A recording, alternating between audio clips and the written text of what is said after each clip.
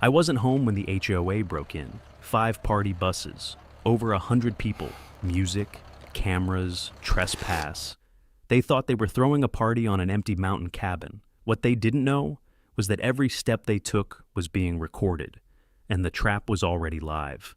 I don't usually expect anything interesting from my mailbox.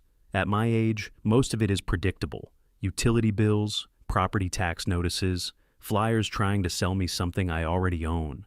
It's the quiet, unremarkable rhythm of adult life. The kind you don't question because it means nothing has gone wrong. I live in the city now, Denver. A condo with neighbors close enough that you learn to ignore footsteps in the hallway and televisions through shared walls. It's convenient, efficient, and after a certain point in life, convenience starts to matter more than excitement. But that condo has never been my home. My home, the place that feels like mine, sits hours away, up in the mountains of Chaffee County. A small cabin tucked along an old spur road most people don't even know exists. No streetlights, no sidewalks, no homeowners association, just trees, wind, and silence. That last part mattered more to me than anything else. I didn't stumble into that cabin by accident. I didn't inherit it. I didn't buy it on impulse. I searched for it deliberately, patiently, and expensively, because there was one requirement I would not compromise on: no HOA. People sometimes laugh when I say that. They think it's stubbornness or some generational grudge against rules. But anyone who's lived long enough, anyone who's watched power drift into the wrong hands, understands exactly why I made that choice. I've seen what happens when a handful of people get a little authority and start calling it community. I've watched small committees turn into private governments. I've watched bylaws get interpreted, reinterpreted, and weaponized. And I've watched reasonable people learn, far too late, that signing a deed doesn't always mean owning your land the way you think it does. So, when I started looking for a place in the mountains, I did what most people don't bother to do anymore. I checked everything, not just the listing, not just the title insurance. I pulled the original deed, I reviewed the plat maps, I cross-checked county records, I confirmed easements, access rights, and boundaries line by line. I made sure there were no future development plans, no buffer zones, no quietly written clauses that could someday be used to say, well, actually, when I finally found the cabin, it cost more than similar properties nearby. People asked me why I didn't just buy downhill in one of the newer developments. The answer was simple. Those developments came with rules, boards, presidents, committees, votes, and people who confused proximity with ownership. My cabin didn't. It sat on independently deeded land, surrounded on 3 sides by national forest. The nearest HOA-governed development stopped well short of the old mining road that eventually curved its way up toward my place. Jurisdiction ended there, cleanly, permanently.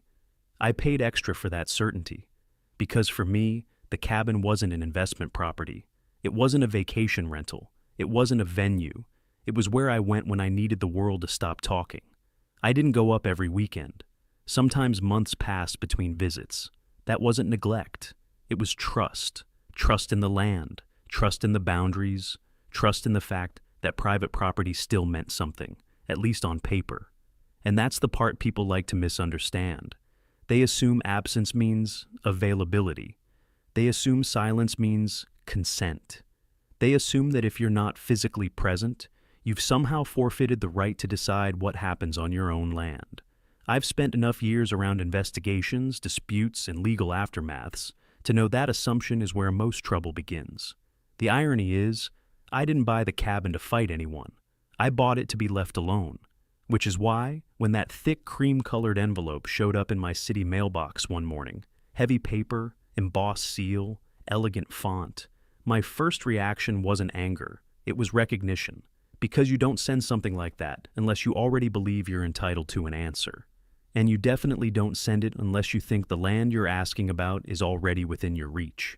The envelope stood out immediately. It wasn't white, it wasn't thin. It didn't look like anything that came from a utility company or a government office. This one was cream-colored, heavy in the hand, with a gold emblem pressed neatly into the corner. The lettering was formal, balanced, carefully chosen. It had the look of something meant to impress. The return address read, Vista Crest Peak Association. I remember standing there in the quiet hallway outside my condo, still half awake, a mug of black coffee cooling in my hand, staring at it longer than necessary. At first, I honestly thought it had been misdelivered. Then I remembered something most people forget. Property tax records are public. They don't just list who owns the land. They list where the bills get sent. She'd pulled my tax records. Public information, sure. But it meant she wasn't just looking at the cabin. She was looking at me. I opened the envelope anyway. The paper inside was thick and textured, the kind people use when they want their words to feel heavier than they actually are. The font was elegant, conservative, the tone polite to the point of performance. It read like a wedding invitation. Dear Mr. Wenton, on behalf of the Vista Crest Peak Association, we are pleased to extend a request to lease your beautiful mountain property for our upcoming community summer jam weekend, Friday through Sunday. This private event will welcome families and members of the association for music, food, and fellowship in a scenic environment. We understand you are rarely present at the property and would ensure full cleaning services following the event. We believe this could be a mutually beneficial arrangement. Sincerely, Karen Whitmore, President, Vista Crest Peak Association. I read it twice, not because it was confusing, but because it was revealing. There was something deeply wrong with the confidence behind the language. Not loud arrogance, something smoother, more practiced. A tone that assumed compliance without ever asking for it. And the line that stuck with me, the one that lingered like a fingerprint, was simple. We understand you are rarely present at the property. That wasn't courtesy. That was surveillance by paperwork. I recognized the name immediately. Karen Whitmore. I'd heard it before, always in the same context. The woman who ran the HOA downhill like a private fiefdom. The kind of person who mistook a title for jurisdiction. Her development ended well before the old mining road. That road climbed into switchbacks and trees until it reached my gate. That's where their authority stopped. My land wasn't just outside the HOA. It was never part of it. Grandfathered, independently deeded.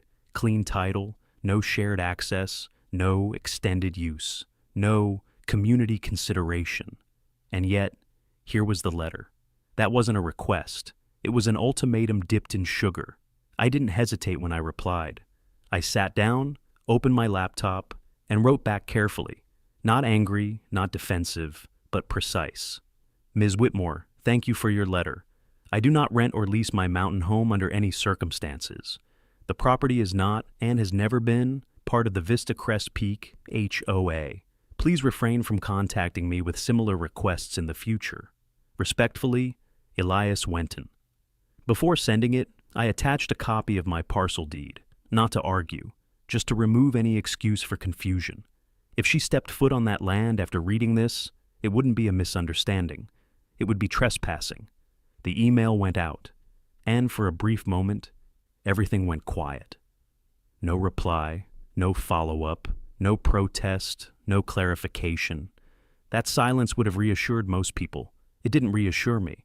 Because you don't send a letter like that, with that tone, that paper, that assumption, unless you already believe you're entitled to what you're asking for. And when people like that go quiet, it's not because they've accepted no. It's because they're recalculating. Karen Whitmore didn't push, she didn't argue, she disappeared. And that was when I knew this wasn't over. Because the most dangerous part of entitlement isn't when it demands. It's when it starts planning. I've learned not to ignore certain instincts. They don't shout. They don't demand attention. They arrive quietly, usually after something feels almost normal. And that's how you know it isn't. Karen's silence after my email didn't feel like acceptance. It felt like a pause. The kind you hear when someone sets the phone down, not because the conversation is over, but because they're opening a notebook. I didn't confront her. I didn't call the HOA. I didn't warn anyone. I prepared. Over the years, I've worked enough cases to understand a simple truth. When people cross boundaries, they rarely do it by accident the second time. They do it because they've convinced themselves no one is watching. My cabin already had a basic security system, motion sensors, cameras, a cellular uplink for when the internet went down, enough to deter a curious hiker or a lost tourist. But deterrence wasn't what I wanted. Documentation was. So I upgraded quietly.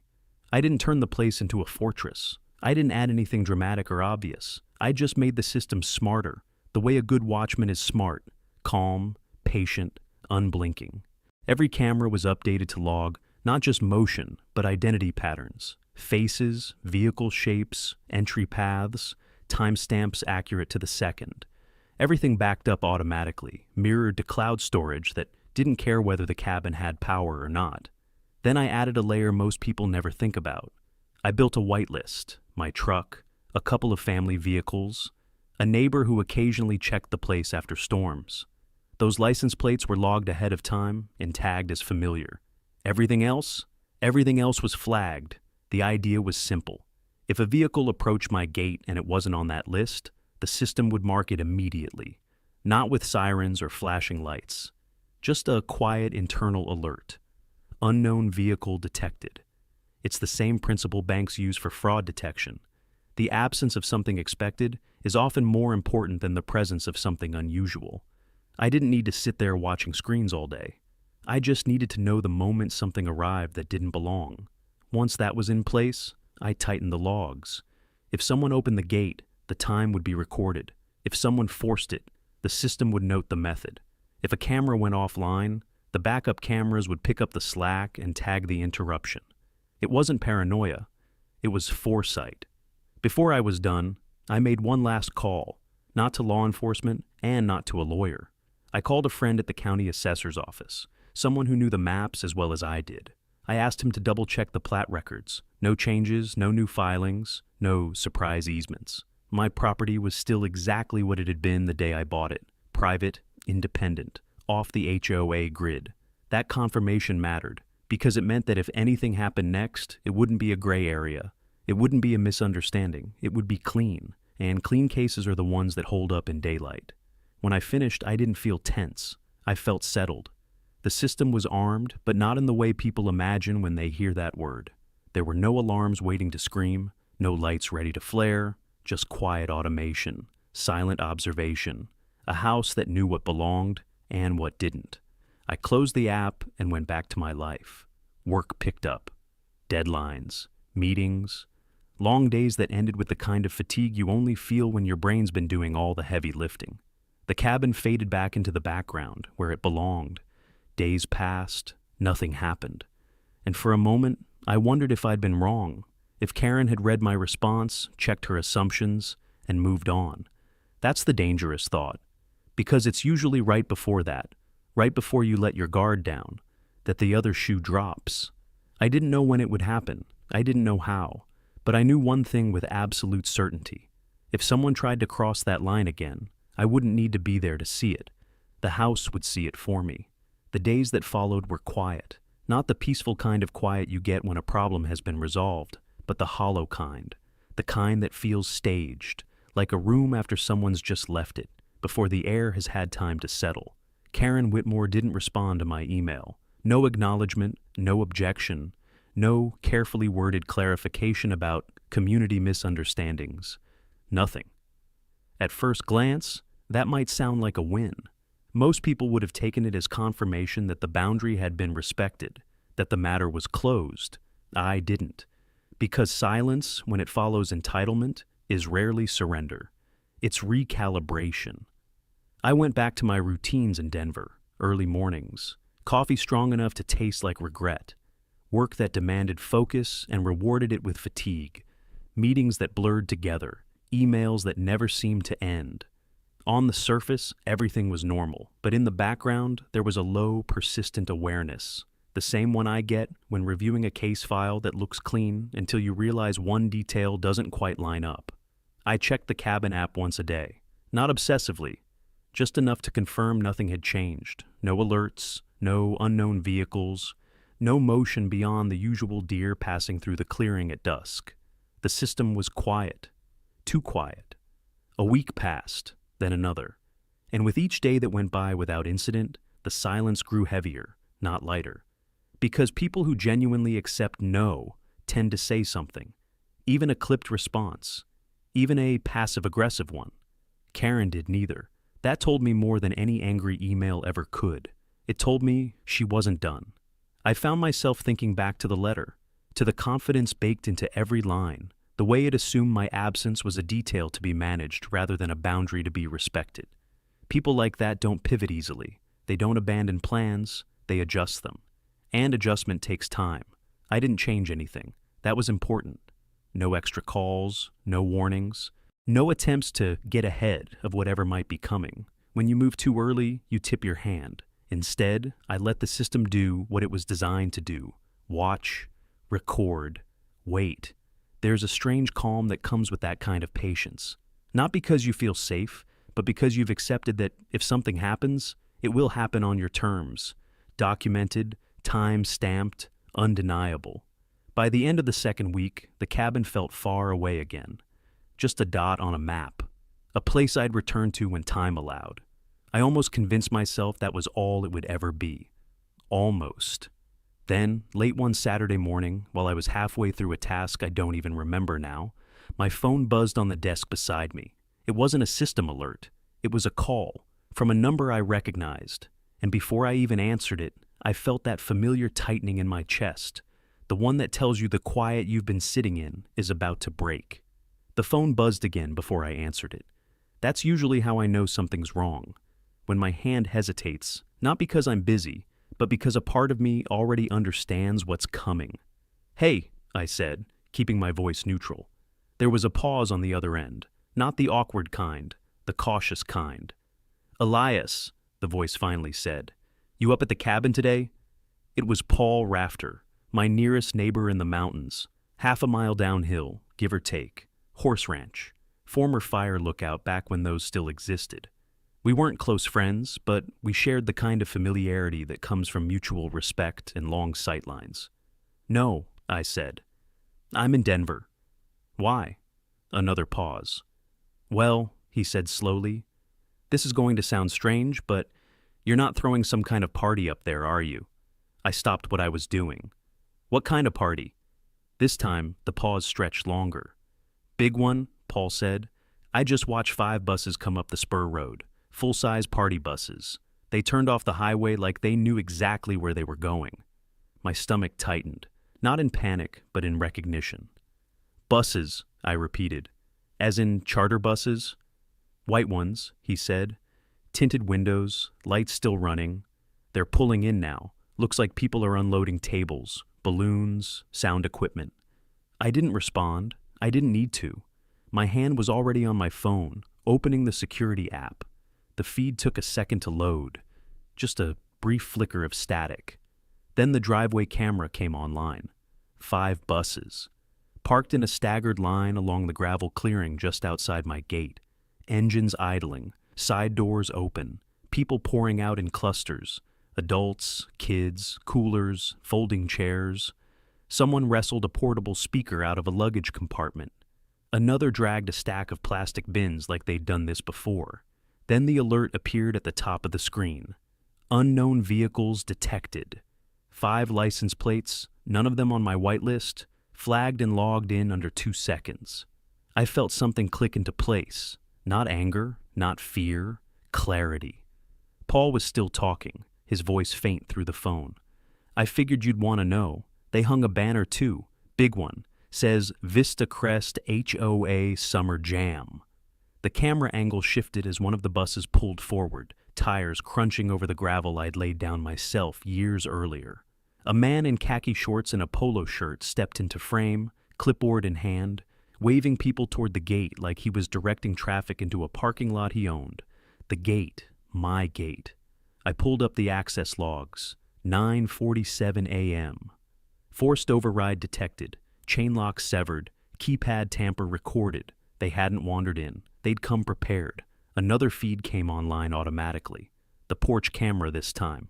And there it was. A wide vinyl banner stretched between the wooden columns I'd built with my own hands.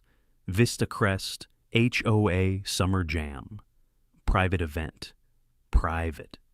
The word hung there, bold and absurd, flapping slightly in the mountain breeze. People moved through my space like it was public land. Someone set a cooler down on my deck. Kids ran straight for the hammock. A woman tried to hang streamers off the satellite dish like it was a decorative hook. Music started, low at first, then louder. Both thumping hard enough that I could see the railing on the back deck vibrate. I leaned back in my chair and closed my eyes for exactly 1 second, not to calm down, to decide. When I opened them again, the switch had flipped. This wasn't a situation to interrupt. It was a situation to document. I ended the call with Paul and activated the next layer of the system. Exterior lockdown engaged, interior access sealed, microphones live, floodlights armed but dormant, trespass protocol enabled. The software began tagging movement automatically, faces boxed and numbered, paths traced in thin lines across the property map, vehicles logged, entry points marked, timestamps rolling in clean, precise increments. 70 profiles registered within minutes, then 80, then more. From another angle, I watched 2 people wander into the garage, looking for an outlet. They dragged an extension cord across the stone patio, like it belonged to them. On the upper deck camera, someone climbed the steps with a drink already in hand, laughing as they kicked their shoes off near the edge of the deck, posing casually against the railing, the canyon drop yawning just beyond it. A place where one wrong step meant a long fall. A phone came out. A pose, a careless twirl, a TikTok moment, framed perfectly against a view that wasn't theirs.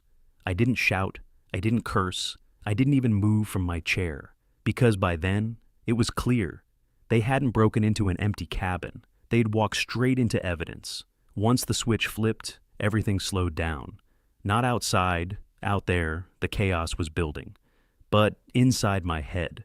That's how I know I'm past the point of reacting and into the part where decisions matter.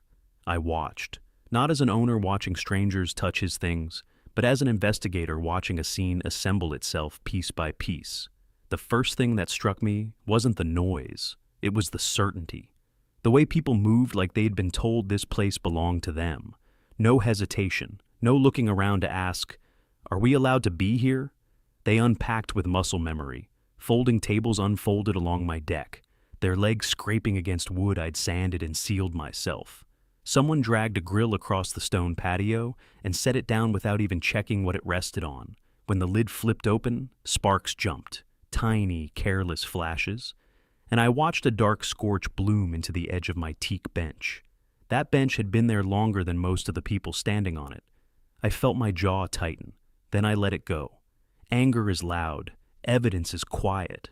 On another feed, a man staggered toward the trees just off the trail that led downhill. He disappeared from view, then reappeared a minute later, zipping his jacket as he walked back toward the music. That spot fed into the same runoff that supplied my water line.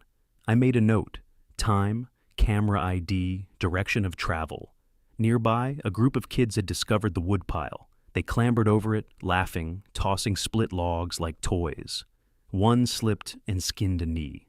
He cried for a moment, then got pulled back into the noise by an adult who didn't even look at where they were standing. No one considered that this wasn't a park, or that the ground here didn't forgive mistakes. Up on the deck, drinks multiplied. Cups appeared on railings, on windowsills, on the steps. Someone leaned back against the handrail that overlooked the canyon and kicked their heels against the wood, completely unaware, or unconcerned, with how little stood between them and open air. I zoomed in just enough to see the grin on their face. That was the moment I realized something important. This wasn't just trespass, it was recklessness. If someone fell, if a child wandered too far, if a grill tipped or a spark caught dry pine needles, there would be injuries, lawsuits, headlines, and someone else's version of events. That's why I didn't intervene. I didn't call out. I didn't trigger alarms. I didn't do anything that might scatter them or give them time to coordinate a story. Instead, I let the system work. The microphones picked up laughter, music, snippets of conversation. Nothing dramatic, nothing illegal on its own, but all of it placed exactly where it shouldn't have been. The cameras followed movement patterns automatically, drawing thin lines across the property map. Here they entered, here they clustered, here they spread. Every path a record, every stop a timestamp. By the half-hour mark, the count had passed 90, then 100. From the garage feed, I watched 2 people rummaging through shelves, lifting boxes, opening cabinets. They weren't stealing, not yet. They were searching for outlets, for supplies, for permission they assumed existed. One of them pulled an extension cord from the wall and ran it straight across the patio, right through a footpath. I imagined the tripping hazard, the twisted ankle, the phone call that would have followed. Someone got hurt on your property. I made another note. Outside, the music grew louder. A DJ setup took shape near the fire pit I'd built with my own hands 2 summers ago. Speakers stacked, cables snaked. Someone tested a microphone, sending a sharp squeal across the clearing that made even the deer scatter at the tree line. A banner flapped above it all, still proudly declaring the event private. Private. The word felt obscene. My phone buzzed again, not with an alert, but with a message from the system confirming what I already knew. Trespass status, active, duration, ongoing. I leaned back and let out a slow breath. This was the part most people misunderstand when they imagine restraint. They think it's passive, weak. It isn't. It's deliberate, because every minute they stayed made the case stronger. Every careless act stacked weight onto a scale that was already tipping. I didn't need to stop the party. I needed to let it prove what it was.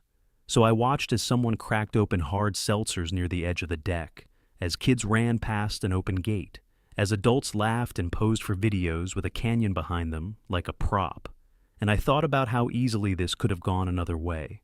If I hadn't checked records, if I hadn't installed cameras, if I'd assumed silence meant respect, I thought about how many people live one bad assumption away from losing control of their own property.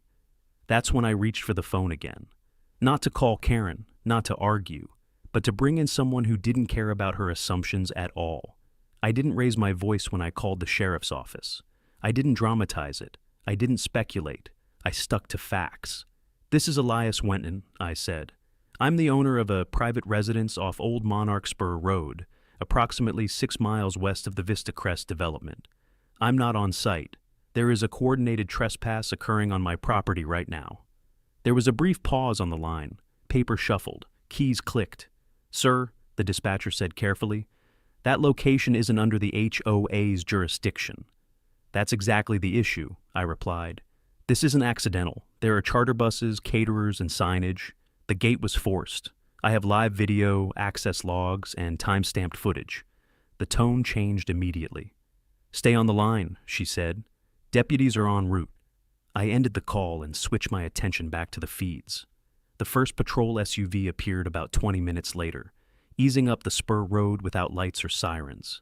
Smart. Anyone who's worked these mountains knows quiet beats chaos. 2 deputies stepped out, one older, one younger. They paused at the edge of the clearing, hands resting naturally near their belts, scanning the crowd. The music didn't stop. Most people didn't even notice them at first. That changed when the older deputy keyed his radio. "Dispatch, confirm," he said. "We've got a large gathering on private land. Estimate 90 to 100 individuals, requesting backup." Conversations dipped, heads turned, phones lowered. A woman with a clipboard, probably a volunteer, approached with a smile that assumed this was a formality. "Hi," she said cheerfully. "Are you with the venue?" "No, ma'am," the deputy replied. "Sheriff's Department." The smile flickered. "Oh, well, this is a sanctioned HOA event. We have approval." "For this address?" the deputy asked. She hesitated. "Well, technically it's just outside Vista Crest, but..." "That'll be enough," he said. "Please step back." That's when I activated the 2-way audio. The speakers mounted under the porch eaves, the same ones tied into the camera system, came alive. My voice didn't come from a phone. It came from the house itself. "This land is not part of Vista Crest," I said, calmly, evenly. "It is privately deeded property. I am the owner, Elias Wenton, deed number 9946B, Chaffee County." The effect was immediate. People froze.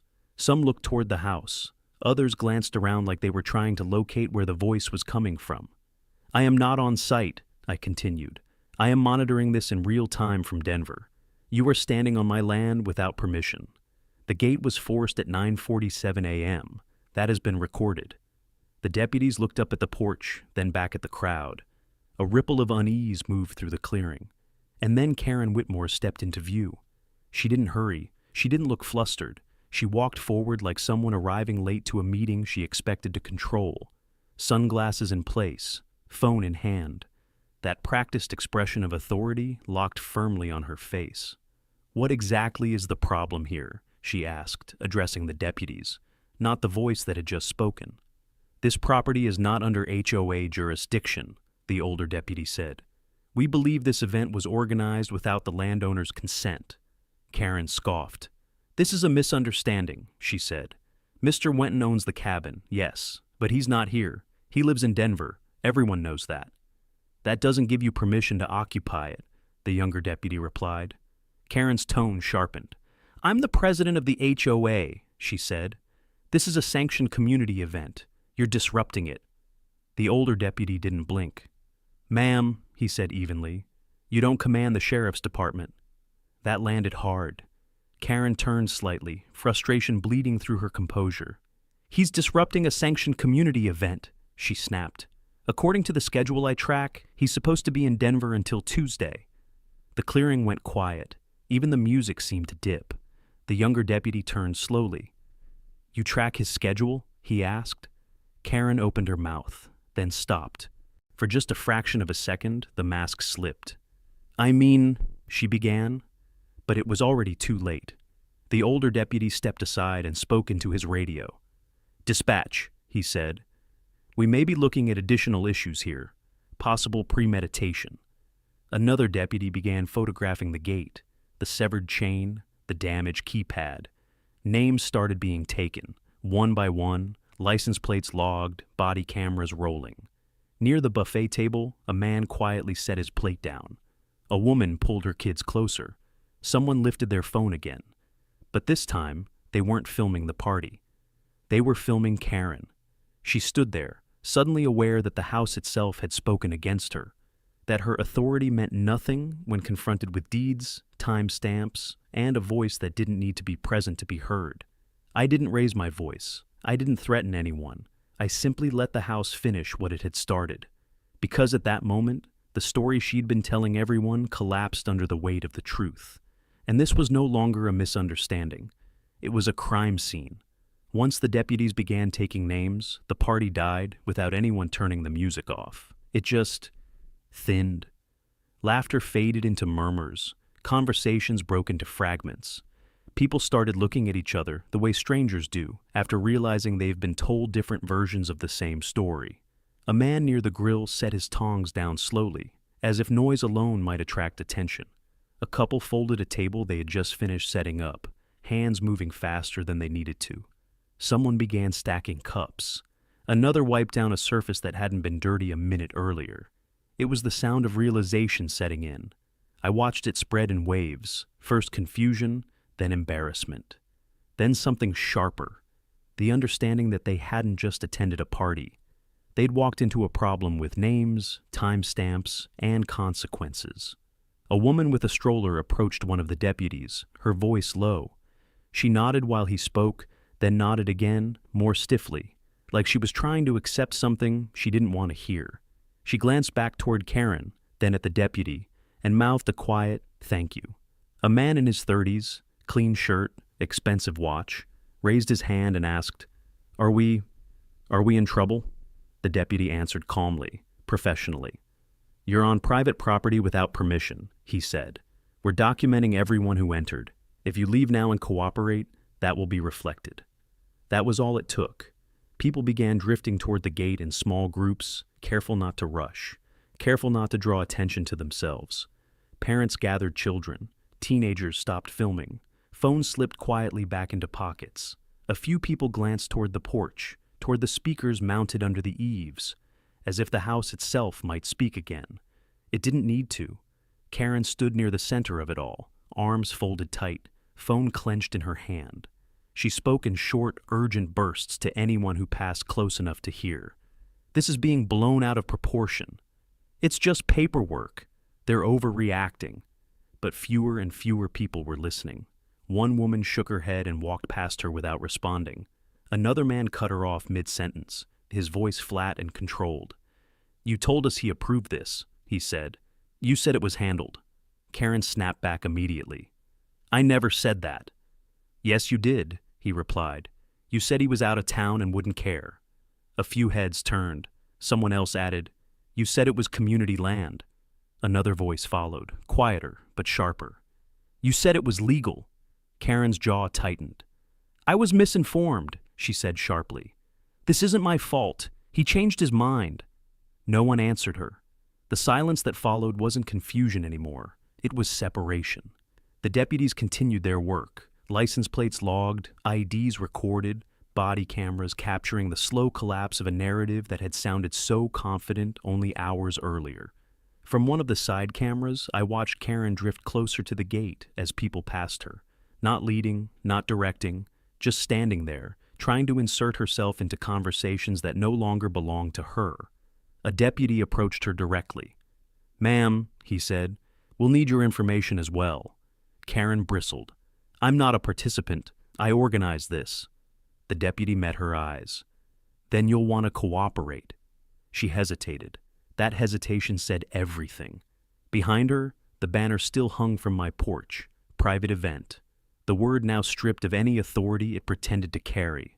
One by one, the clearing emptied. The buses, however, remained parked. Engines silent. Their drivers stood off to the side, arms crossed, watching the scene unfold with the uneasy stillness of people who had just realized they weren't just transportation anymore. They were witnesses. Or liabilities. I saw the younger deputy break away from the gate and walk toward the lead bus. He didn't approach casually. He approached with purpose. He spoke briefly with the driver, then gestured toward the front of the bus. The driver nodded, climbed back into the cab, and returned with a clipboard. I zoomed in, not close enough to read details, not yet, but close enough to recognize what I was looking at. A manifest, a route sheet, and clipped beneath it, paperwork that didn't belong to a driver's log. The deputy flipped through the pages. His posture shifted subtly. Less crowd control now, more investigation. That wasn't just a schedule, that was a contract. Near the deck, Karen stood alone now, watching deputies move with growing urgency. She didn't look toward the buses. She couldn't. Somewhere in that paperwork was proof she hadn't planned on anyone examining. And as I watched the clipboard disappear into an evidence bag, I felt something settle into place. Because buses don't end up on mountain land by accident. They end up there because someone signed something. And whoever signed it had just tied their name, or someone else's, directly to my property. I already knew what came next. I was going to pull that thread. The real damage didn't happen on the mountain. It happened later, quietly, in offices, across email threads and document servers. That's something most people don't understand about cases like this. The scene, the buses, the deputies, the crowd, that's just the front door. The real house is built out of paperwork, and paperwork always tells the truth. Eventually. The first call came 2 days after the incident. It wasn't from the sheriff. It wasn't from Karen. It was from the transportation company. The man on the line sounded confused more than concerned. That was my first clue. Mr. Wenton, he said, we received a subpoena related to a charter event last weekend. We're trying to reconcile something before we respond. Go on, I said. There's a contract on file for 5 buses, he continued. The event host is listed as you. I didn't answer right away. That's not possible, I said finally. I didn't rent any buses. There was a pause. Well, he said carefully, the paperwork says otherwise. He emailed me the contract while we were still on the phone. I opened it slowly. There it was, my name, my property address, my cabin listed as the event location, and beneath it, the part that made my stomach tighten, was a signature. It looked like mine, not perfect, not clean, but close enough to pass a casual review. I didn't react emotionally. I did what I always do. I examined the file, metadata first, creation date, modification history, author credentials. The document hadn't been scanned. It had been generated digitally. Created 11 days before the party. Author, K. Whitmore _exec. That alone would have raised eyebrows in any courtroom. But Karen hadn't stopped there. She must have had a copy of my signature, my attorney said later. She did. I found it in the county records, a fence permit application I'd filed 5 years earlier. Public record, high-resolution scan. My signature clearly visible at the bottom of the page. She'd cropped it, cleaned it, pasted it, same scan artifacts, same ink distortion, same microscopic smudge where the pen had hesitated. She hadn't forged my signature freehand, she'd stolen it. Then the transportation rep said something that changed the scope of everything. "We did a confirmation call the week of the event," he said. "Standard procedure for large bookings."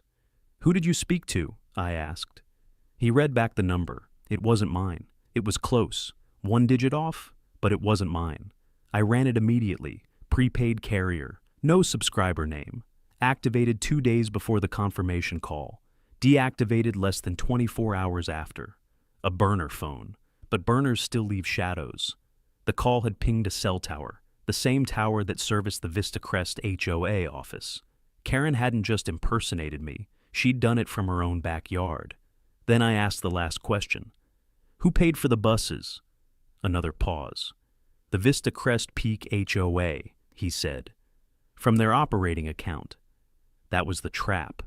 Karen had used HOA funds to pay the invoice, misappropriation, while listing me as the event host/responsible party on the contract.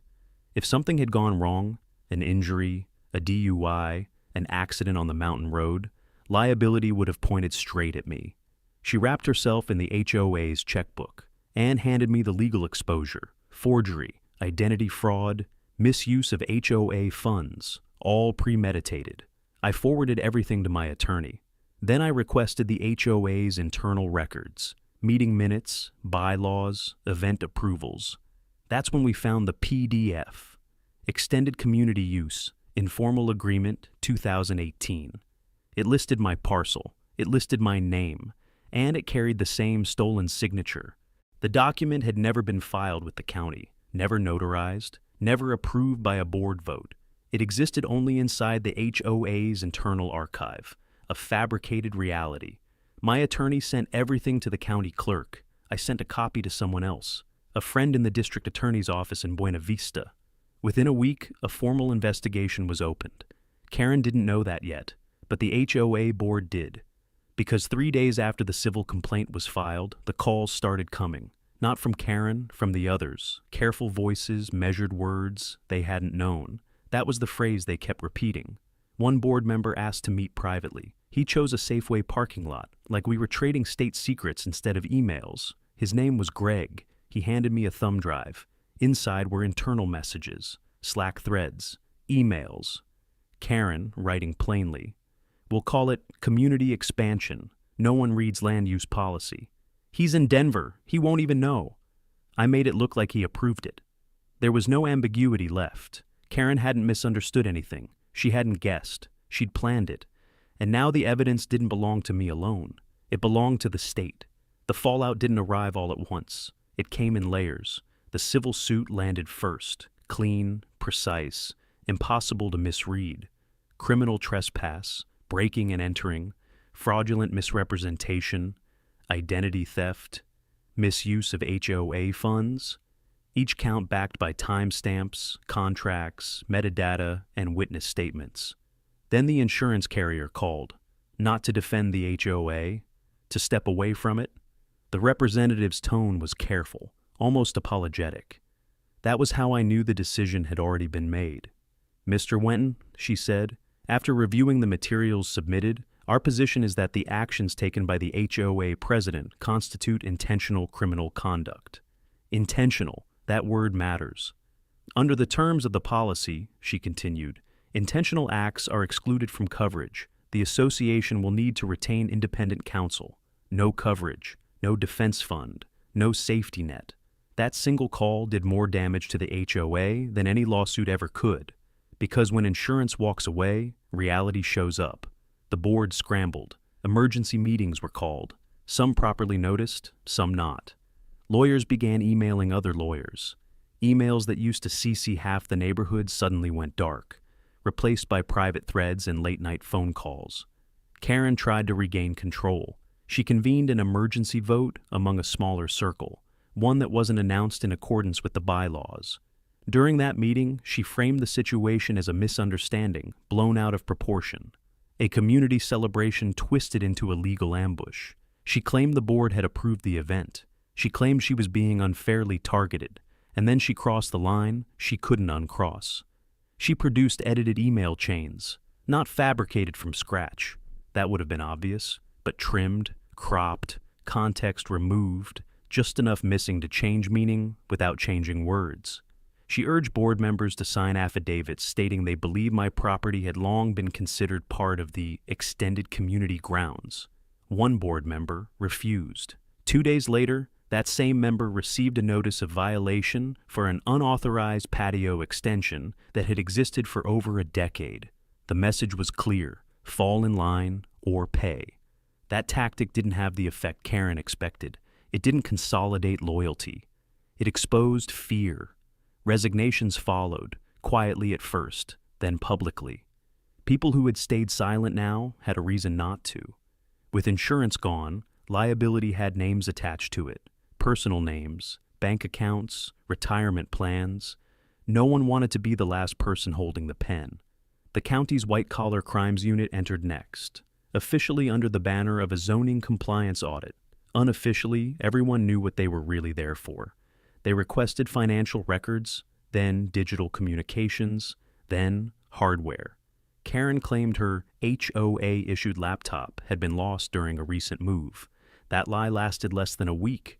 When the device was recovered and imaged, the digital forensics team found what hurried people always leave behind: deleted emails, cached drafts, and half-finished messages never meant to be read. One thread stood out. Subject, community access language. Workaround. In it, Karen asked a legal assistant, off the books, for phrasing that could imply community access rights without claiming deed ownership. Something soft, she wrote. Something that would stand up if questioned. The assistant refused and documented the exchange. That documentation went straight into the case file. Then something unexpected happened. One of the guests from the party came forward, a man who had brought his kids, someone who had believed Karen when she said the event was approved. He hadn't intended to become a witness, but he'd taken a selfie video. It had gone mildly viral on TikTok the week of the party. Nothing special, bad music, sunburned smiles, a canyon in the background. What mattered wasn't the video, it was the audio. In the background, clear enough once cleaned up, Karen's voice could be heard laughing. "He'll never even know," she said. "He's in Denver. It's not like he has cameras up here." The forensic team isolated the clip, enhanced it, and matched it to known voice samples. It was her. Premeditation, awareness, intent. The charges escalated: criminal trespass, forgery of legal documents, fraudulent impersonation, misuse of association funds, retaliatory conduct within a governing body. Karen tried to change the narrative one last time. During a recorded HOA Zoom meeting, one I later obtained, she claimed she was being politically targeted, that the investigation was a witch hunt meant to undermine female leadership in a male-dominated space. It might have worked, until she snapped. "You all knew," she said, sharp and bitter. "You just don't want to admit it now that he's got lawyers." That was the moment it broke. One by one, board members publicly disavowed her. Some resigned. Others submitted sworn affidavits detailing how she'd manipulated documentation, threatened fines, and silenced dissent. The final blow came from her own vice president, a retired municipal planner named Ruth. Ruth submitted a letter to the county prosecutor stating that Karen had acted independently, with intent to mislead both the community and the board, and that multiple votes and expenditures had been rushed, misrepresented, or fabricated entirely. Karen was removed by unanimous vote. No speech, no applause, just a line in the minutes. Within weeks, the HOA's attorney reached out to mine with an offer, a settlement, $370,000. No negotiation, no counteroffers. They wanted it over. Karen, meanwhile, faced criminal sentencing.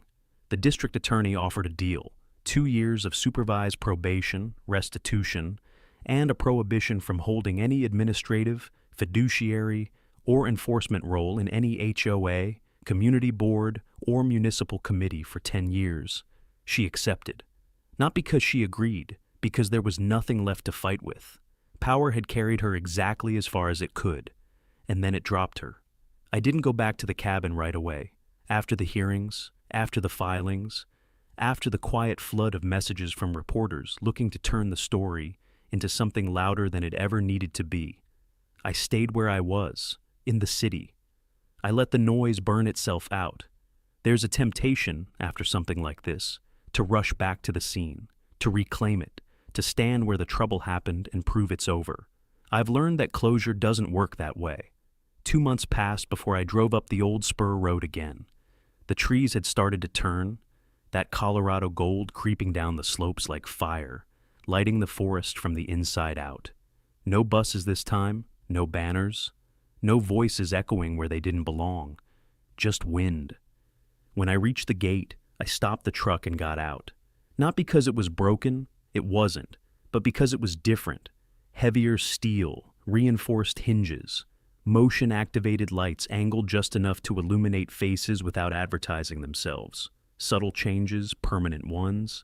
And bolted at eye level, centered and unapologetic, was a small metal sign, laser-etched, weatherproof, private property, no trespassing, simple, clear, final.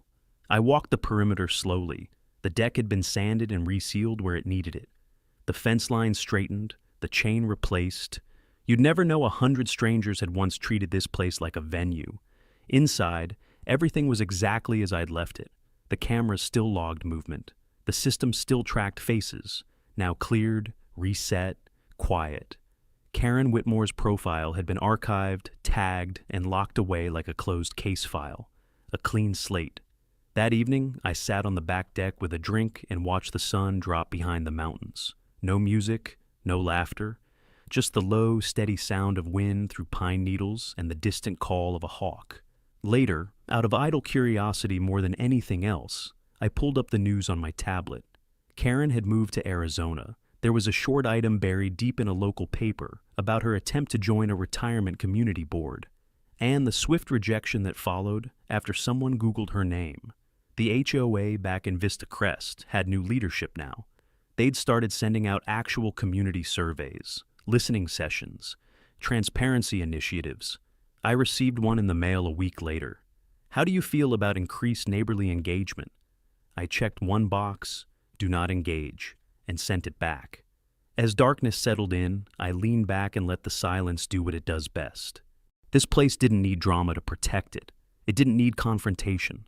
It didn't need me standing guard with a raised voice. She thought she was invading an empty house. She didn't know she was walking into a smart trap. And that, I've found, is how justice works best. Quietly, precisely, with witnesses.